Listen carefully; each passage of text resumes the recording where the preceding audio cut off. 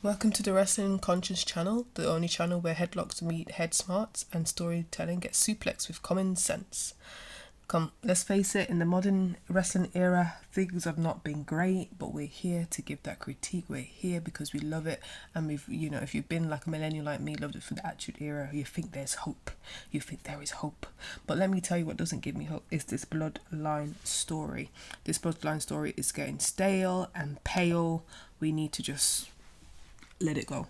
Let it go, let it go, let it go.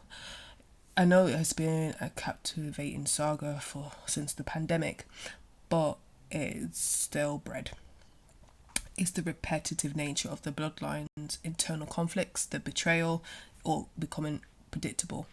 Now, I know that The Rock is the board of directors and The Rock has a lot of sway in the WWE TKO streets, and I think we're just prolonging, stretching, and insulting the audience.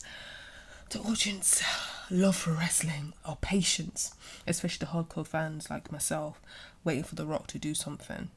And waiting for The Rock, I know as a draw is not going to help. The Rock has, the wrestling to The Rock is like 10th on his list. He's got his tequila brand, he's got his movies, he's got his 10 million businesses, he's doing so much stuff. This is not on his priority list. So why are we making The Rock a priority? He's not here, but I understand he is a draw. And I do like The Rock. So what do we need to do? I know they're trying to make it for the next couple of months for The Rock to come back, but I don't know what they can do. They need to have a mini feud or something, or tease the breakup of the bloodline. And I'm not thinking how Roman and Reigns and The Rock can naturally happen. So you need to just break up the bloodline. I think Jimmy Uso. No, sorry. Yeah, Jimmy Uso should be his own star. That's that. But I think Jey Uso, because his main event, Jey Uso, should rebel against Roman and just be his own star.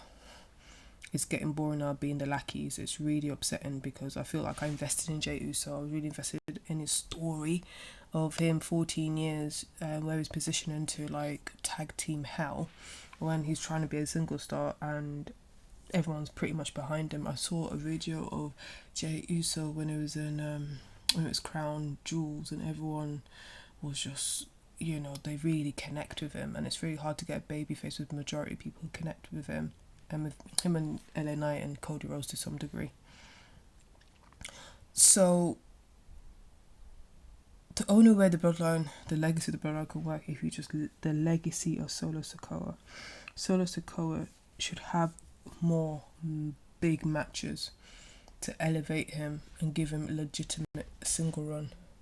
The only winners could be you break out Roman Reigns, you break out Jey Uso, and you break out Solo Sikoa. That's it.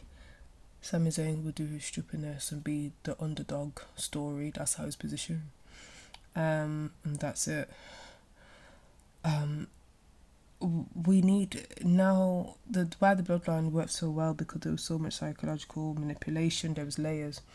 And this is an onion without layers. It's just you chop it down, and it's nothing, and it just really stinks. So the main thing is, even though Roman Reigns is seen as the top attraction for now in this era, how do you elevate him? Where does he go? Oh, alright, okay. So after WrestleMania, he beats The Rock, or The Rock beats him. What happens afterwards? Where can Roman Reigns go after this? What can he do? I can't see.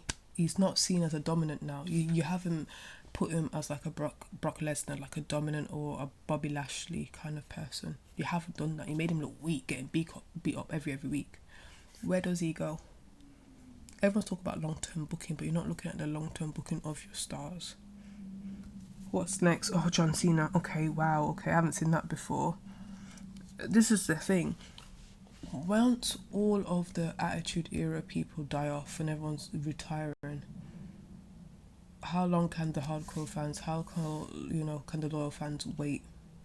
But once they all go, you haven't built new stars. Well, many new stars we can be like really behind and we're going to be fascinated with. It's going to be a wrestling desert. Now, what's going to be a shame, you guys are going on Netflix worldwide, millions and the millions, and we're not interested in people we want to watch because you've overstretched this bloodline You put too much importance on this bloodline, and other feuds are just seem so D-less. So what's the point? Even the champions, I don't even care about the champions. Used to, I would care who the champion, or the championship, the world heavyweight championship is what you used to care about. You make me care less. So why should I tune in? Why should we tune in? And the thing with wrestling, why Attitude Era and beyond was so good, because you create moments. You just want to create viral moments. Viral moments, it's not about the legacy. Just because you put the OG bloodline in like a sort of formation and you put your hands up, you think, oh wow, that's great for YouTube. Yes, I understand you move into a more content driven business model. But the reason why there's fans like us, because we're multi-generational, remember the moments, remember the organicness, how it made us feel. And everything feels so overproduced and so repetitive. You're gonna lose that. What about the people not gonna have the same kind of nostalgia? This generation, Gen Z, the alphas, they're not gonna have the same type of nostalgia, because what you produce is boring. Content is king. Story is king. Fix it. I really want to know how much writers you got. I want to do some research. And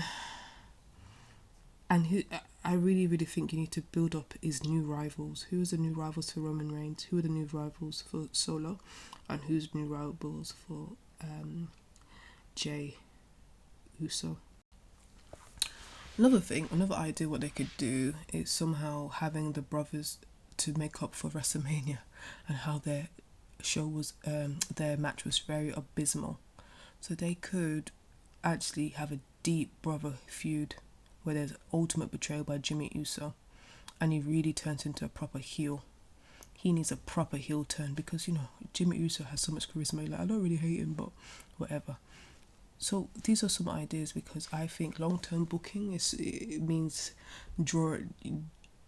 really drawing this out to oblivion, where we just don't care. You're not going to get a reaction. So in summary, really think about who they're building up their opponents for. Roman Reigns, how can he evolve apart from The Rock? The life of wrestling is more than The Rock. How can you build up Jey Uso into a legitimate single star again? And how do you build up Solo Sikoa so when the bloodline disbands, it can carry on? Yeah? And also possibly as a bonus, still have the feud between the brothers, but do it properly with a few more decent move sets to surprise. Can't be superkick.com.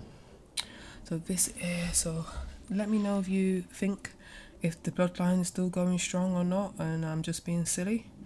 But, you know, Slam Squad, step in the ring of reason, where we make it better by match, video by video, where wrestling meets wisdom.